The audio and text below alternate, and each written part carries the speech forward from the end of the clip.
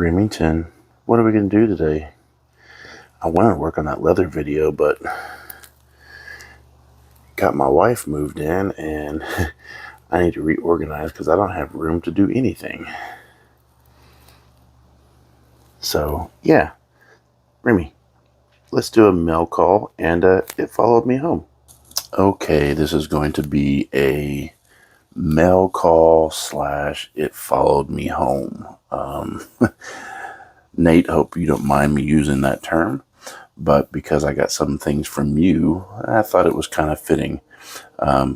Besides, part of it is a mail call, and the rest of it is followed me home. So let's start real quick. One of the things that I'm most excited about, these stickers from Nate over at Iron Ox Axe and Tool. I know where I'm going to be putting these stickers, and this magnet is just really cool. It's going to be going on probably my toolbox or something of that nature. So Nate sent those out, which is very awesome. Thank you, sir. He also sent out some black locust for wedge stock. Cool. I will use that for sure. I wanted to this week continue with the leather tutorial, but y'all saw earlier my shop is just an absolute mess. It took me just 20 minutes or so just to even try to get this set up so I could do this video. The next step of that project is going to be doing a saddle stitch and burnishing the edges. Nate had used, and it's so cool that he sent this, because the video I was going to be doing, I was going to be comparing canvas, denim, and I was going to try and look for something hard like this micarta that he had used on one of his axe masks, and he sent me one. So we're going to get to test that out and let the world know whether or not that works fantastically or if it goes in the trash. My bet is it's going to work fantastic. Nate also picked up this red tang rasp for me. His local hardware store has them. Oh, wow, dude, that thing is just massive. That, I don't know if y'all can see that or not, but the teeth on that, that is just going to remove material like nothing else. Wow, that is, good Lord, my finger's stuck on that. That is just grippy. I want to bust out and just start a project already, try this out.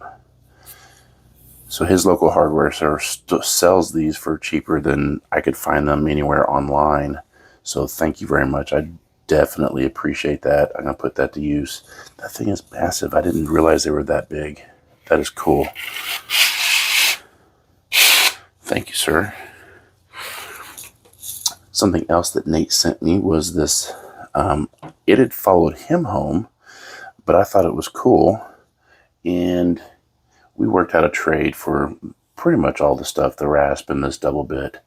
It's a Dunlap. I don't know if y'all can see that or not. Kind of rusty. That's all right. They all clean up. Looks like I remember it now. He told me he tried to get that axe handle out of there, but he said it was giving him a hard time, so he just kind of gave up on it. I think maybe he knew I wanted it, so he was like, I'll let Ryan deal with it. Let's get that cleaned up real quick. And see what I'm in for cleaning this up. I'm almost out. Yeah, I need to put some more in there. I don't have a Dunlop. This is my first one. I almost bought a Michigan on eBay the other day, but y'all all know what eBay is like. Sometimes good, sometimes bad. I didn't look close enough. Does this have... No, there's no eye ridges, so I don't think this... And the bevels, the phantom bevels are different than True Temper, so I don't think they made it. If any of y'all know who made the Dunlops, let me know in the comments, because this is just really cool. Just going to clean up part of that. I'm not going to clean it all up on the video or make y'all wait until the very end.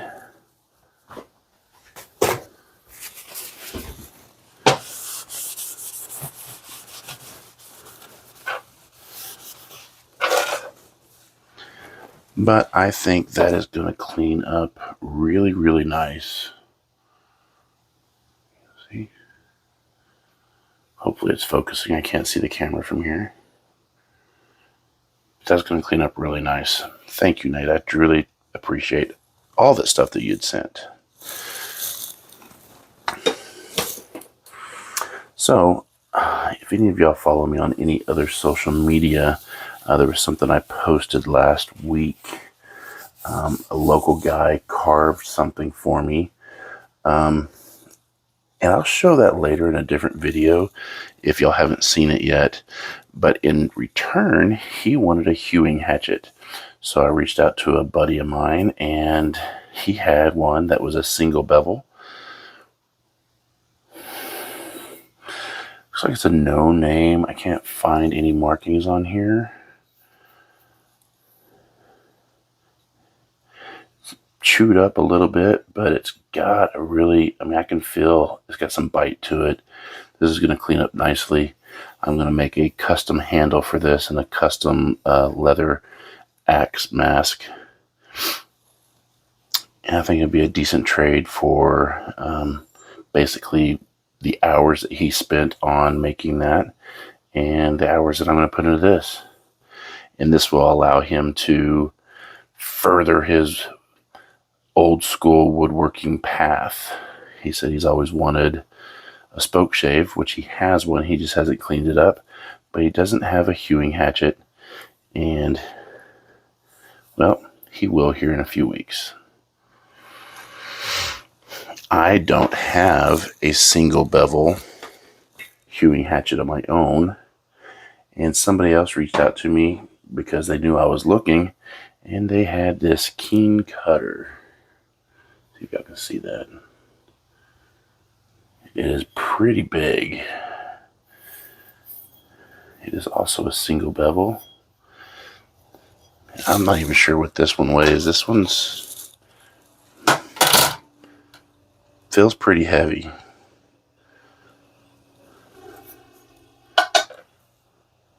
Yeah, 2.2 pounds, 10.3 ounces. So it's almost like a boy's axe size. What was this other hewing hatchet? I think this is more manageable for what that gentleman wants. Yeah, 1 pound, 11.7 ounces. This is more manageable for a hatchet size.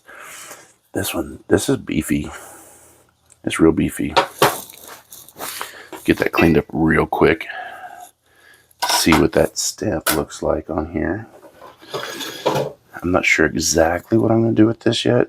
Stamp's not perfect, but it's not bad. It's not bad at all.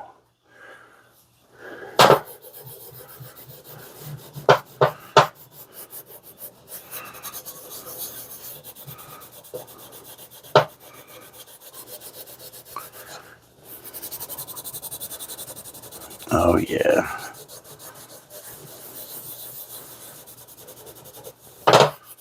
That's gonna be nice.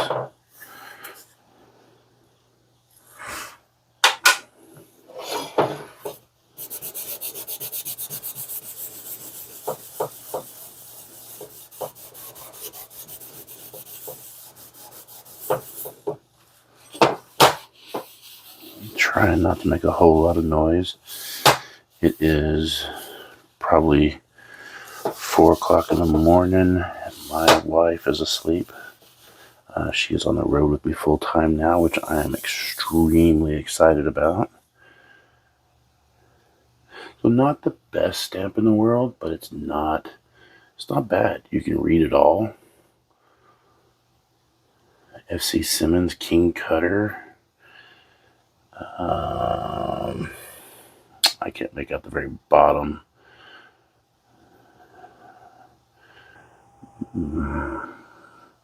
But if I clean it up a little bit more, I'm sure it'll become evident what it says.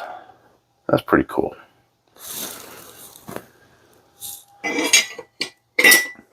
Another axe that I purchased off eBay. I had a gentleman on TikTok reach out to me and said that he bought some property. He needed a felling axe. So I found this Craftsman for him.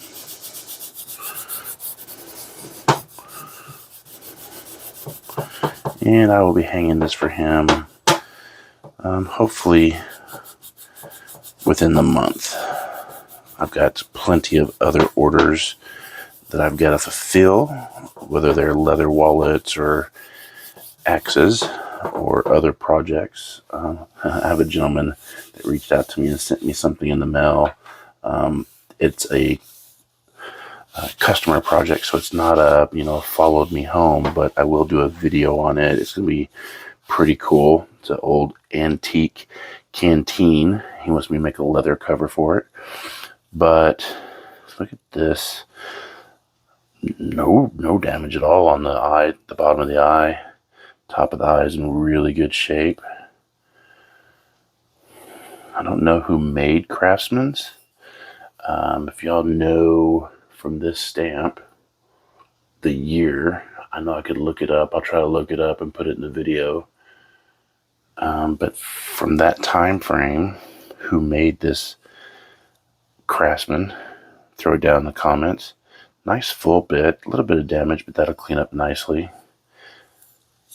Yeah, I think that's going to be a nice, I think I'm going to put it on a straight 27-inch Faller's handle. He said his arrows that he shoots and the measurement from the palm of his hand to the center of his chest and everything was 28 inches anyway, so he wanted a Faller's axe. I'll put it on a Faller's handle.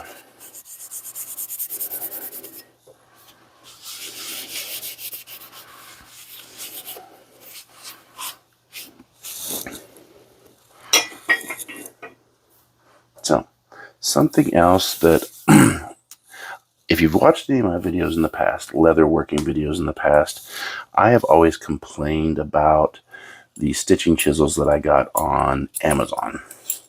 I really started thinking about it. These are the stitching chisels that I got on Amazon years and years and years ago. And the reason I came to the conclusion, the reason I wasn't happy with them was, man, these teeth are so stinking tiny that it's really only good for like watch straps or something very, very thin.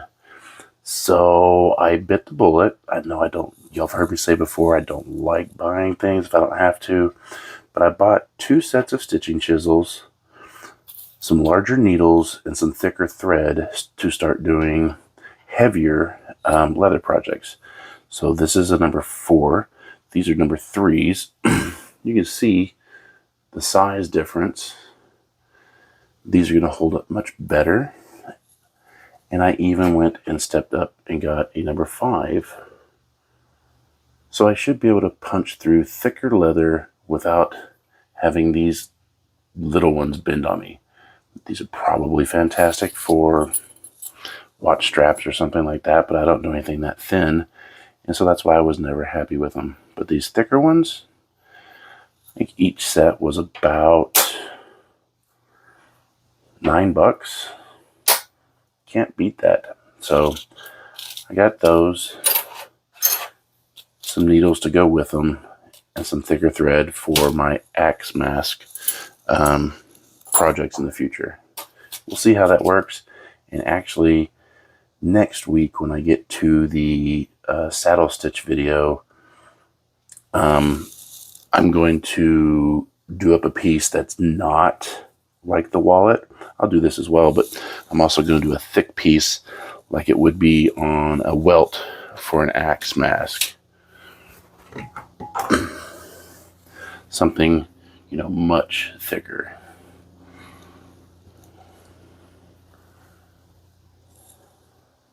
Okay, 2 last things that followed me home. This here is a shoe or boot cobbler's anvil. I got this because it's going to make an amazing doorstop. And when I'm not using it as a doorstop, when I restore this, I'm going to make this nice and polished. Not quite polished, but it's not going to be rough at all. Because for certain leather projects, like if I wanted to wrap this speaker in leather, I would need to fit that over something to be able to hammer that seam down. And that's what this little cobbler's anvil is going to be good for. So that's going to clean up nicely. I don't think I'm going to repaint it, but I do know what I am going to do with this. I'm going to try a different finish that I've never done before. And then lastly, I found this cool little vise. This is a Wilton. I've got my big vise over in the corner, and I've got some clamp-on vices, but I don't have anywhere to actually clamp them onto. I'm going to make a wood top for this, so it's a little bit more durable. And I thought maybe this would be a perfect size to sit over here in the corner. One of the cool things about this Wilton is it pivots. It'll pivot and it will also rotate. So if I put it over in the corner of the desk or the workbench, I can position this in multiple different ways to hold things differently. And I thought it was cool. And for what I got for it at the garage sale, 15 bucks, I couldn't pass it up. If y'all know anything about these, the handle needs to be straightened up. A lot of times, the jaws are missing. These are not missing. I will just end up holding on to them, but it has the original set of jaws for it, which is really cool. But what I'm going to do is line this with some wood and then probably some cork board on top of it, so it'll hold delicate things. It won't scar them and mess them up. Well, that is the extent of the mail call and It Followed Me Home. I hope y'all enjoyed it. Appreciate y'all watching. Next week I will be continuing with the leather tutorial series. So thank y'all so much for watching.